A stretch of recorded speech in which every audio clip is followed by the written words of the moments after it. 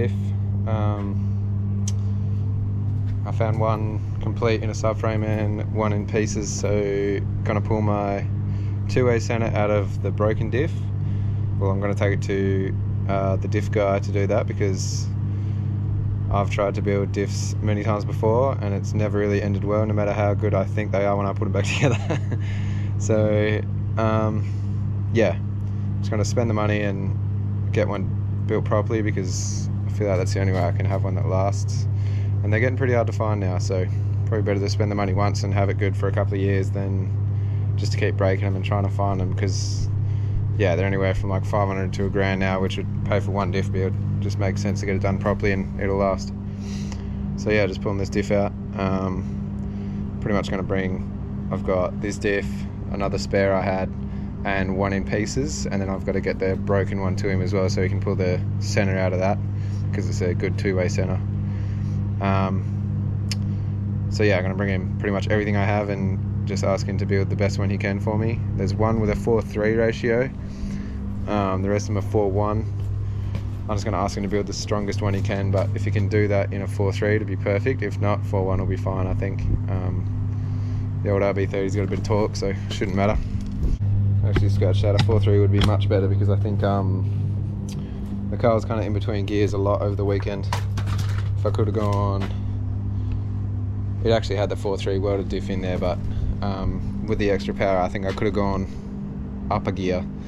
It just wasn't enough before in 4th on the big track, and I probably could have used 3rd on the little track if I had the 4:3 diff in it on day one, which is just better, because I don't like limiting the engine.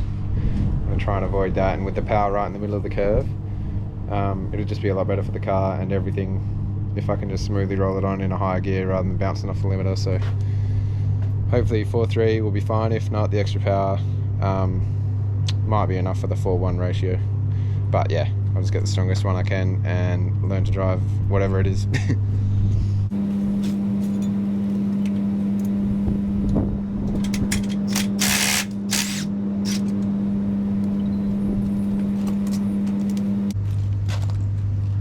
Label these axles before I pull them off, because they're different length.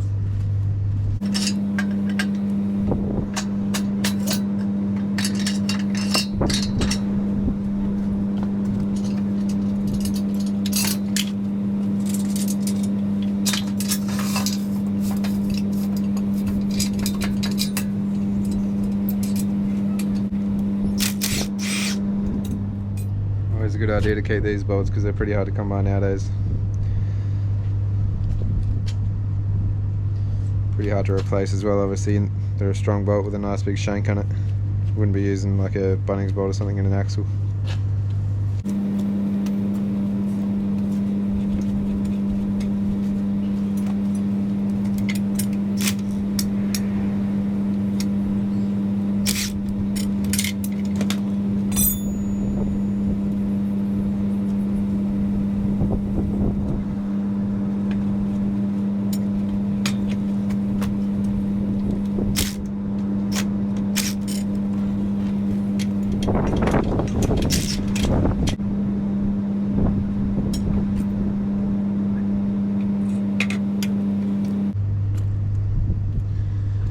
Pulling these out, always trying to pull the axle away from the stub axle, because this cap can get stuck.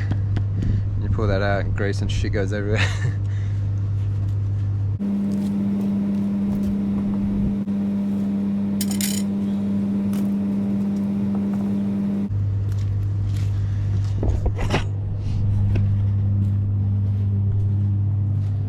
Yeah, as you can see, there's not much in it, but it's enough to be super frustrating when you think you've got the other one.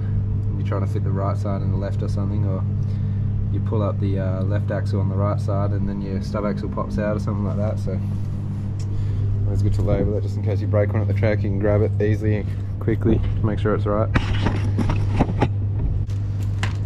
Keep that one in the race car toolbox.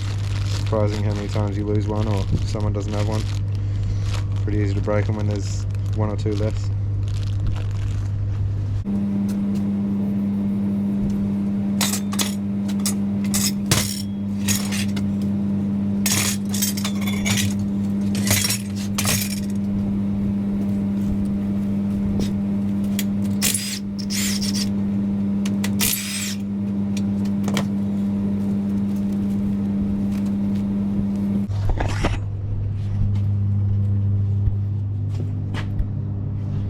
These bolts are actually different lengths as well.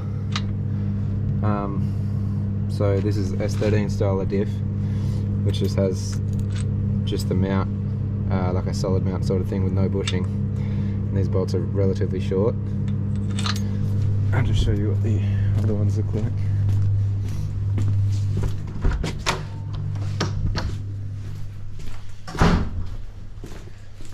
This is the front of the R33 housing. It's got a lot bigger hole, so you need solid bushes, or depending on what subframe you're running. If you're running a 4-bolt rear hat, it mounts solidly as well, so it's a good idea to solid mount the front of the diff so there's no flex in between them.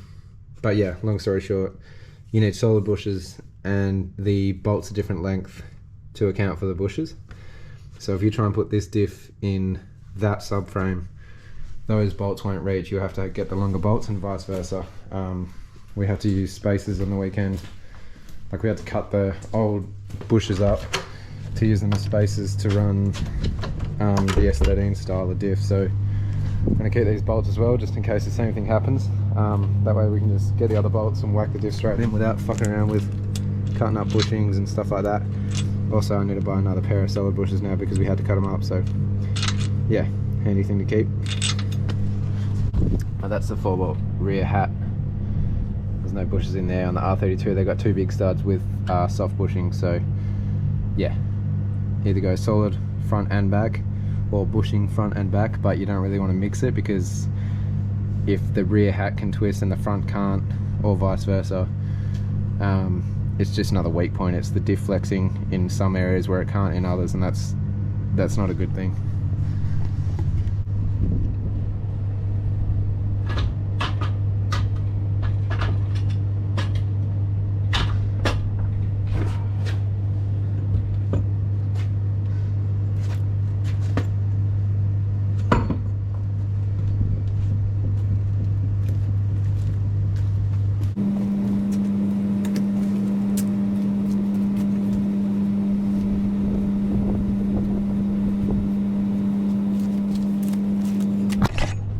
Another tip, a lot of people say you can bang out these stub axles, like if you've got a S13 with 6x2 stud pattern, they run smaller axles, so it's a common upgrade to run these axles just because they're a bit stronger.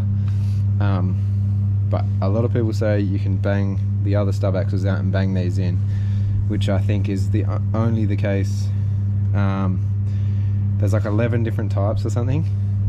And if you're lucky enough to get the same, yes, it'll work, but it's about a 1 in 11 chance. So just because the splines on the end of these stub axles go into the diff center, a lot of them are different. So if it's not going in easily, don't keep bashing it. Yeah, a lot of people will say that you can do it because they've seen it on the internet or whatever, but it is possible, which is very unlikely.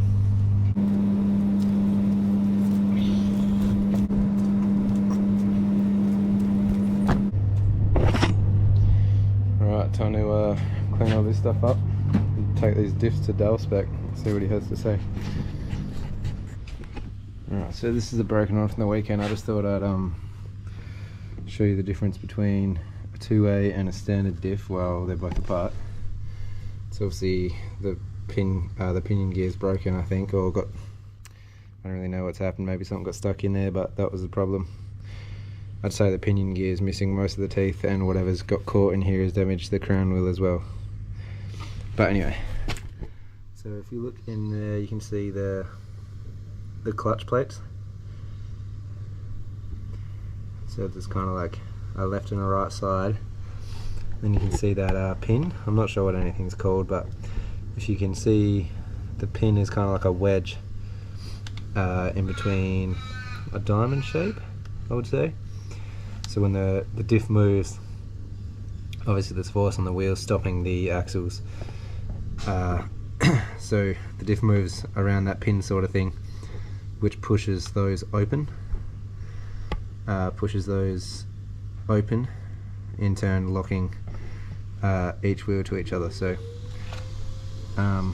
yeah, they're not locked under no load, which is the main difference between that and say like a Detroit locker or a Sorry, a Detroit locker shouldn't be under load either, but like a mini spool is always locked, a welded diff is always locked.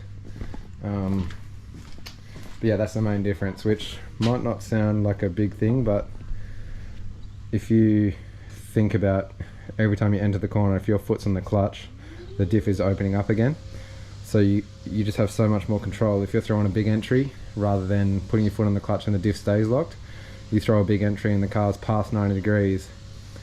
If you put your foot on the clutch, that's kind of the only thing letting it want to straighten back up. You know, they're sliding sideways, but you have more control coming into a corner with a two-way diff than say a welded diff, because no matter what happens in a welded diff, it's always locked. Hey, big dog. And this is a standard one, so they're the spider gears in there. I can't really show you the difference between a limited slip diff from here, but yeah, that's obviously a standard diff. So if you see that or a big welded thing in there, you know it's not a two-way.